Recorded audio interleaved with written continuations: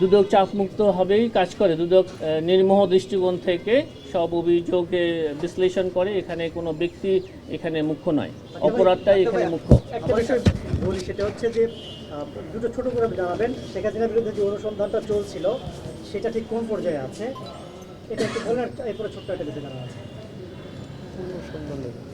এই বিষয়টি অনুসন্ধানাধীন রয়েছে। আপনি যে বিষয় জানতে চেয়েছেন, এই বিষয়ে আমাদের অনেক অগ্রগতি আছে। আমাদের অনুসন্ধান দল এই নিয়ে অনেক কার্যক্রম গ্রহণ করেছেন।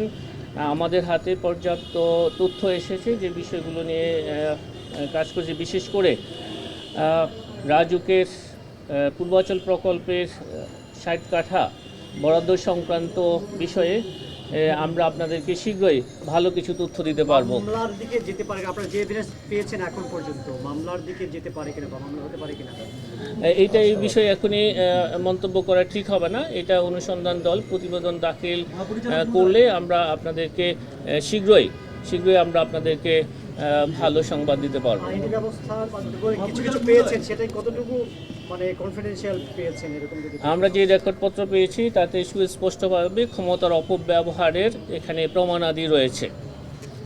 ধন্যবাদ। দুদকের সাবেক কমিশনার জহুরুল হক, ওনার বিরুদ্ধে জালিয়াতি করে ফর্ম নিয়ে আরেকটা অভিযোগ ছিল, সেটা দুদক কি কোনো কাজ করছে? এটা অনুসন্ধানাধীন আছে এবং এটা অনুসন্ধান দল এই বিষয়ে কার্যক্রম গ্রহণ করছে।